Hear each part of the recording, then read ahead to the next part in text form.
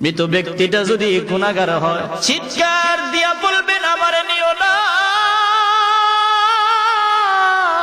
এই কবরের আযাব আমি সহ্য করতে পারবো না।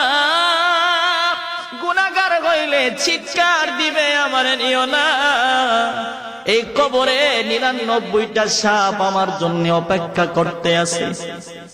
কিন্তু আমার আপনার এই কান্না কেউ শুনবে না।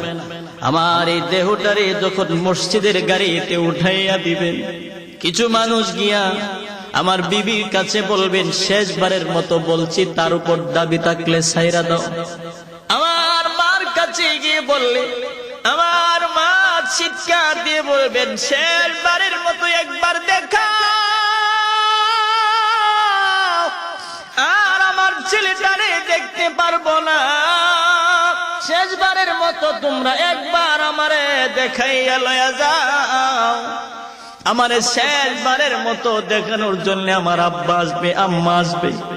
ওই সময় আমার এই মসজিদের খাটিয়াতে যখন ওঠানো হবে, আমার আত্মীয় স্বজনেরা গাড়ির মতো ড্রাইভার হইয়া তারা নিজেই চলে যাবে। ওই সময় মৃত ব্যক্তিটা তখন বলবেন আইরে, এই দুনিয়ার যারা ছিল সবাই আমার পর, যারা আমার খাটিয়াতে ধরছে তারাই হইল আমার আপন। আল্লাহু আকবার, জোরে বলেন, তারাই আমার আপন। ওই সময় সবাই মিলিয়া যখন তারে কবরের দিকে নেওয়া হবে, কবরের পাশাপাশি যখন চলে যাবেন, আমার আত্মীয় স্বজন থেকে 2 অথবা 3 জন মানুষ কবরে নামবে। যেই মাত্র কবরে নামবেন, ঠিক এমন সময় মসজিদের পালকিটার সিটকারি খুলিয়া যখন লাশটা দিয়া দেয়, মৃত ব্যক্তিটা বলেন নিমক হারামের দল, এতক্ষণ যারা ছিলে সবাই আমার পর, যারা আমার কবরে নামছে তারাই হইল আমার আপন। এইভাবে যখন লাশটারে কুলে লইয়া আমার আপনার আত্মীয় স্বজন থেকে 2 অথবা 3 জন মানুষ কবরে নাইমা বিসমিল্লাহি ওয়া আলা মিল্লাতি রাসূলিল্লাহ বলে যখন কবরে শোয়া দেয়, খাটিয়া দিতে দিতে যখন কবরটা একটু ছোট হয়ে যায়, এমনি তখন দেখবেন একজন মানুষ 2 পারে লাফ দিয়া উপরে উঠা যায়।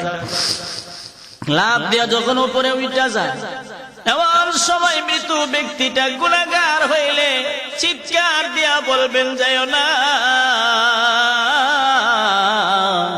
এই কবরে আমি কেমনে থাকবো, আমার তো কই যাও।